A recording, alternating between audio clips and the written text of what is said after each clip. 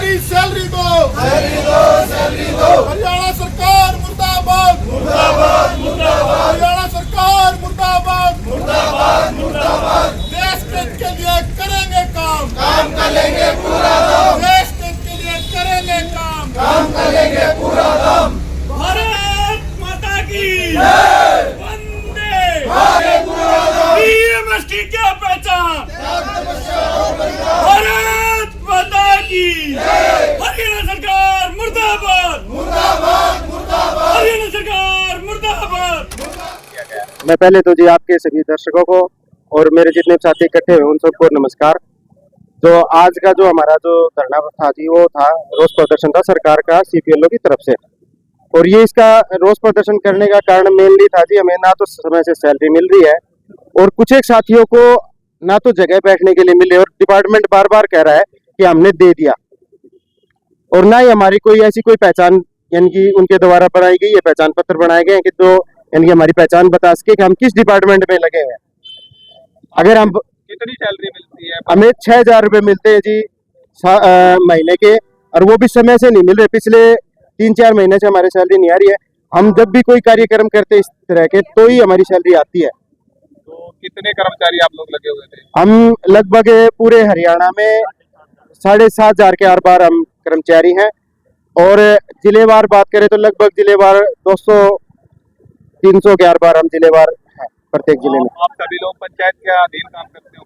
नहीं जी, हमारे को 2 डिपार्टमेंट का काम दे रखा है लगाया हमें एफआने हैं और ग्रिड और पंचायत का हमारे पास काम है। तो क्या मांग करते हैं आज आपने? आज हम हमारा बेसिक मानते हैं जी टेक्निकल पोस्ट की तरह समान हमें वेतन चाहिए और साथ में हमारी पहचान हो और सभी साथियों को सामान मिले। जिला मंत्री संदीप बागनवाला जी, आज बड़े दुख के साथ ये ज्ञापन का कार्यक्रम था। जो मात्र 6,000 में पूरा दिन अपना टाइम देते हैं, जो कर्मचारी लगे हुए हैं, सरकार ने घोषणा की थी, पेपर भी लिए थे इनके, एक भर्ती की थी कि हम शोषण नहीं करे होगा। पंचायत विभाग का जो कार्य था, जो सरपंचों के ऊपर रोक लगाने का था, ऑनलाइन काम का था, दबाव तो इनके ऊपर है। कई जगह सरपंचों ने इन्हें बैठने की जगह भी नहीं दी अभी तक। तो आज क्या मांग करते हैं आप? आज हमारी हरियाणा सरकार से 2 ही मांग है जी। एक तो सभी कर्मचारियों का जो बेसिक डिपार्टमेंट के हिसाब से कंप्यूटर ऑपरेटर की तनख्वाह है वह इन सबको दी जाए।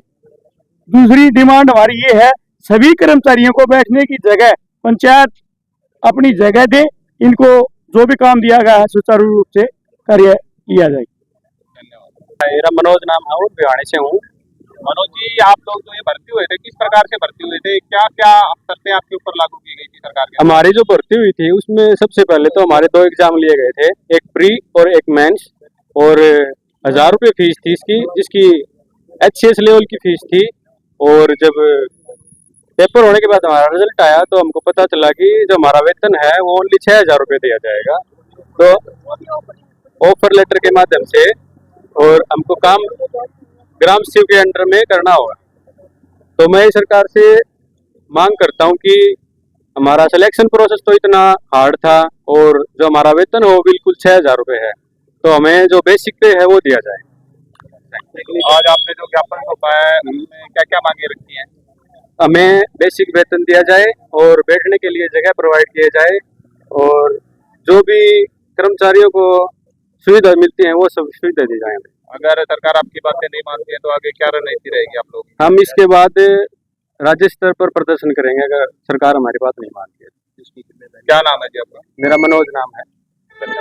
जी, मैं गाँव राजगढ़ से बिलोंग करता हूँ। मैं एक CPLO पोस्ट पे लगा हुआ हूँ।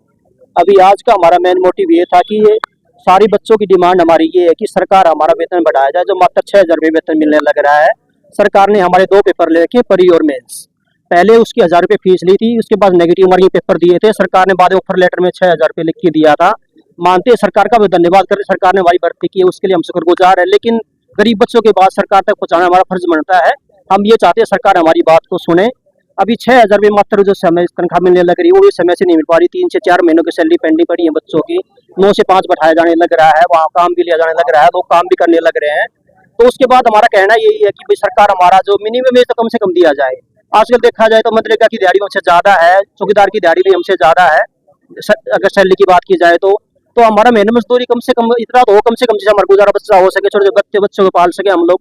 हमारे जितने प्यारे भाई और बहन हमारे साथ में देखो आए हैं, हम लंबे समय से प्रयास करने लग रहे हैं। लगभग 2 साल हमारी भर्ती होने वाली है, तो हमारा बस प्रयास यही है कि हम यही चाहते हैं सरकार से, हमारी यही इच्छा है कि सरकार हमारा कब से मिनिमम वेज दिया जाए और अच्छी सैलरी दे के हमारा गुजारा भत्ता उसमें हो सके। बस हमारा यही कहना है। आज हम मांग पत्र को लेके आए हैं भारतीय मजदूर संघ के संघ के हमने मिल। सर, जब हमारी सरकार ने भर्ती की थी उस टाइम उनका मेन मोटिव था कि जो सरकार की योजनाएं हैं उनको आम जनता तक पहुंचाने का काम है हमारा। तो जब कोऑर्डिनेशन हम अगर बैठेंगे गांव में तो अच्छे से करेंगे, तो सरकार की जो योजनाएं हैं उनसे मतलब ग्रामीण लोगों को अवगत कराएंगे, सहयोग करेंगे। अगर सरकार हमें न्यूनतम वेतन, हमारा जो मासिक वेतन है वो करे तो हम मतलब अच्छे से काम कर पाएंगे ना। 6,000 में मतलब कितने दिन गुजारा चलेगा हमारा? एटलीस्ट मिनिमम वेतन तो मिलना ही चाहिए। हमसे ज्यादा तो मनरेगा वालों का है, एक दिहाड़ी करने वाला जो बेसिक है वो भी नहीं मिलता। तो आप कितने वेतन चाहते हैं सरकार देगी? सर, जो टेक्निकल पोस्ट के लिए मिनिमम वेतन है वो तो मिलना ही चाहिए। हमारी पोस्ट भी तो टेक्निकल है सर। अगर प्री और मेन पेपर क्लियर करने के बाद ऑफर लेटर निकालेगा क्या तो क्या सर? धन्यवाद।